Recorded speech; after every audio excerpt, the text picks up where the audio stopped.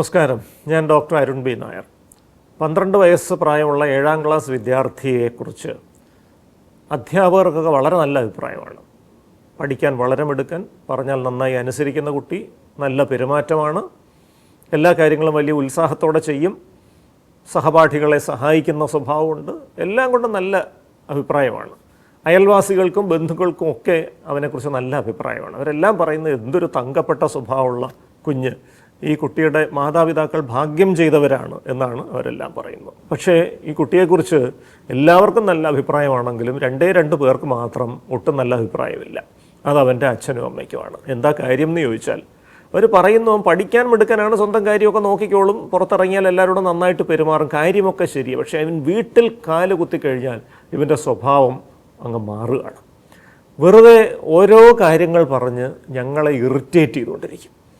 ഓരോ പുതിയ സാധനങ്ങൾ മൊബൈലിൽ തപ്പി നോക്കി അത് വേണം, ഇത് വേണം. അത് ചിലപ്പോൾ ഇലക്ട്രോണിക് ഉപകരണങ്ങളായിരിക്കും, പുസ്തകങ്ങളായിരിക്കും, അല്ലെങ്കിൽ വില കൂടിയ വസ്ത്രങ്ങളായിരിക്കും. ഇങ്ങനെ ഓരോ സാധനങ്ങൾ വേണമെന്ന് പറയും. അത് ഉടൻ തന്നെ ഓർഡർ ചെയ്തില്ലെങ്കിൽ വല്ലാത്ത ദേഷ്യമാണ്.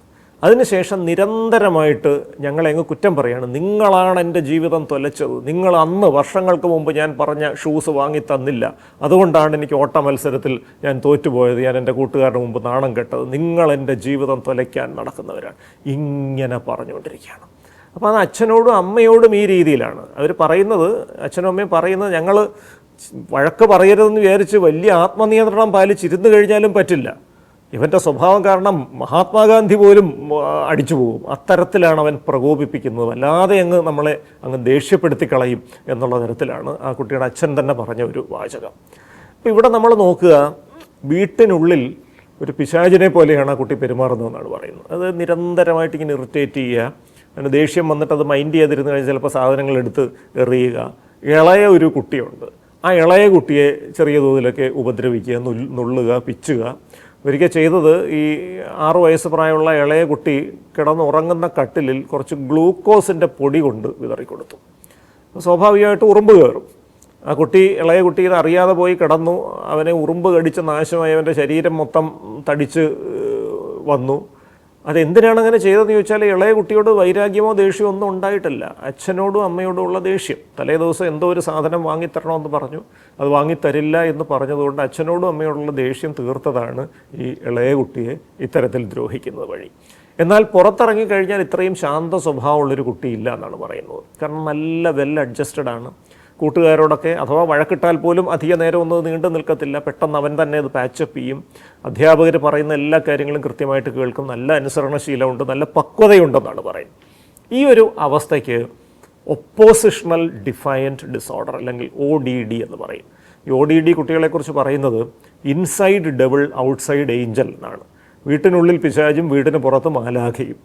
അക്ഷരാർത്ഥത്തിൽ ഇത് അന്വർത്ഥമാക്കുന്ന തരത്തിലാണ് ഇവരുടെ പെരുമാറ്റമൊക്കെ. എന്നാൽ ഇവർ വലിയ തോതിലുള്ള കുറ്റകൃത്യ സ്വഭാവങ്ങളോ ഒന്നും അങ്ങനെ ചെയ്യണമെന്നില്ല. അതായത് മോഷണം, അങ്ങനത്തെ കാര്യങ്ങളൊന്നും അവർ ചെയ്യണമെന്നുമില്ല. അവർ അച്ഛനെയും അമ്മയും നിരന്തരം ഇറിറ്റേറ്റ് ചെയ്തുകൊണ്ടിരിക്കും. ചിലപ്പോൾ ഇളയ സഹോദരങ്ങളോ മൂത്ത സഹോദരങ്ങളോ ഉണ്ടെങ്കിൽ അവരുമായിട്ട് വഴക്കിട്ടുകൊണ്ടിരിക്കും. വീട്ടിലെ അന്തരീക്ഷം ഇങ്ങനെ മലീമസമാക്കിക്കൊണ്ടിരിക്കും. അത് നിസ്സാര കാര്യങ്ങൾ പറഞ്ഞായിരിക്കും ഇവർ വഴക്കിടുന്നത്. എന്നാൽ പുറത്തേക്ക് ഇറങ്ങിക്കഴിഞ്ഞാൽ ഇവർക്ക് യാതൊരു ബുദ്ധിമുട്ടുമില്ല സ്വയം നിയന്ത്രിക്കാൻ, മറ്റുള്ളവരുമായിട്ട് നന്നായിട്ട് ഇടപെടാൻ.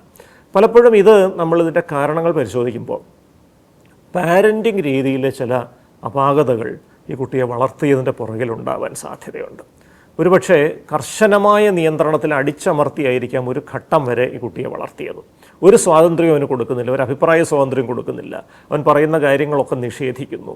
ഒരു ഘട്ടം കഴിഞ്ഞ് ഇളയ ഒരു കുട്ടി ജനിച്ചു കഴിഞ്ഞിട്ട് ആ ഇളയ കുട്ടിക്ക് കുറച്ച് കൂടുതൽ സ്വാതന്ത്ര്യം കൊടുക്കുന്നു എന്ന് തോന്നുമ്പോൾ ഇവന് വല്ലാത്ത അസ്വസ്ഥത വരും. എന്നാൽ അത് നമ്മൾ സിബ്ലിംഗ് റൈവൽറി എന്നൊക്കെ പറയുന്ന പോലെ ആ ഇളയ കുട്ടിയോടുള്ളൊരു വൈരാഗ്യമായിട്ടൊന്നും മാറുന്നുമില്ല ഇവിടെ. അതും ശ്രദ്ധിക്കണം. പ്രധാനമായിട്ടും അച്ഛനോടും അമ്മയോടും തന്നെയായിരിക്കും ഈ കുട്ടിക്ക് ദേഷ്യമുണ്ടാകുന്നത്. അത് എങ്ങനെങ്കിലും അവരെ പ്രകോപിപ്പിച്ച് അവരൊന്ന് പൊട്ടിത്തെറിക്കുന്ന അവസ്ഥയിലേക്ക് എത്തിച്ച് അവരെ സമാധാനം കെടുത്തി അവരൊട്ടും സ്വസ്ഥതയില്ലാതെ അസ്വസ്ഥരായി അച്ഛനും അമ്മയും കഴിയുക എന്നുള്ളതാണ് ഈ കുട്ടിക്കൊരു സന്തോഷം പകരുന്ന കാര്യം.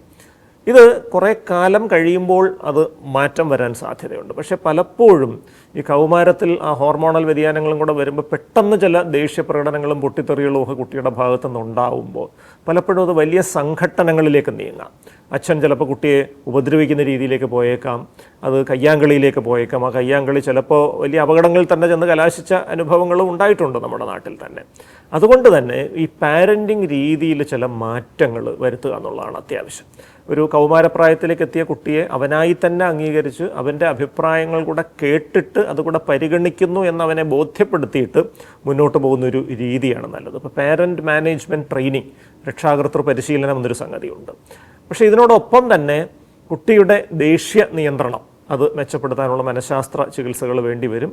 അവൻ്റെ സെൽഫ് കൺട്രോൾ കൂട്ടാൻ സഹായിക്കുന്ന ചില ടെക്നിക്സ് പറഞ്ഞു കൊടുക്കേണ്ടി വരും. ചുരുക്കം ചില കുട്ടികളിലെങ്കിലും ഈ വളരെ അനിയന്ത്രിതമായ ദേഷ്യമാണെങ്കിൽ അത് നിയന്ത്രിക്കാൻ ചില മരുന്നുകളുടെ സഹായവും വേണ്ടി വരും. തുടക്കത്തിൽ തന്നെ കൃത്യമായി ഇടപെട്ടാൽ ഇതിനെ വളരെ ഫലപ്രദമായി നമുക്ക് നിയന്ത്രിക്കാൻ സാധിക്കും. നമസ്കാരം.